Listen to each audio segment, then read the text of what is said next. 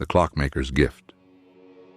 In a quiet town nestled between two forgotten hills lived an old man named Elias, the town's clockmaker.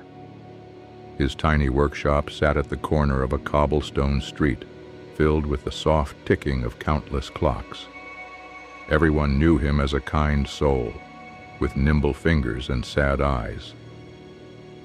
No one knew much about Elias's past except that he had come to town many years ago with a single suitcase and a broken pocket watch.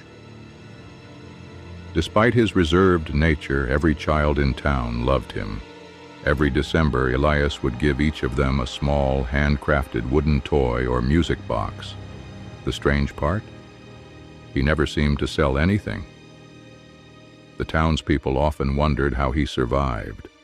Some whispered that he had once been a rich man who lost everything.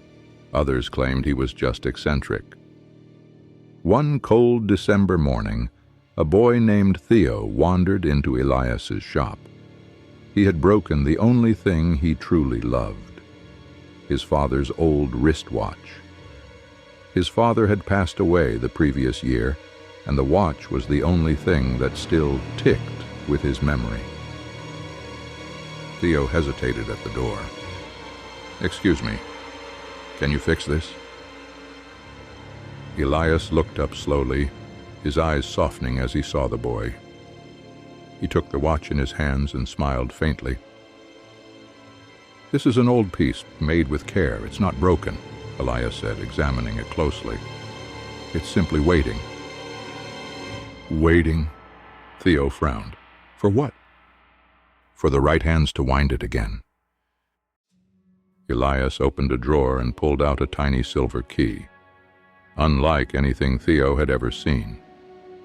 He wound the watch gently, then handed it back. Theo pressed it to his ear. It ticked louder than before. It felt alive. "Thank you," the boy beamed.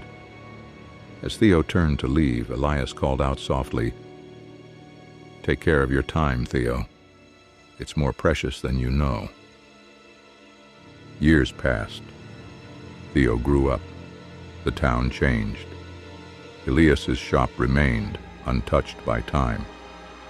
But one spring morning, the clockmaker's shop did not open.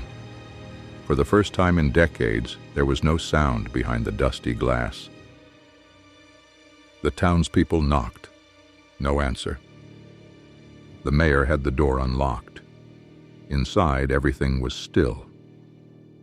Every clock had stopped, each one frozen at exactly 4:44. On the workbench, Elias lay peacefully, his hands folded over a small box. Inside the box was a note. "For Theo, you gave me back my time. I hope I've helped you cherish yours. Keep ticking." Next to it, a strange, intricate pocket watch lay ticking quietly. Theo, now a young man, stood silently in the room, tears rolling down his cheek. He picked up the watch. It was engraved with his initials, TR, but he had never told Elias his last name. To this day, the clocks in Elias's workshop still sit at 4:44, and no one ever managed to restart them. But Theo wears that pocket watch every day, and every tick reminds him.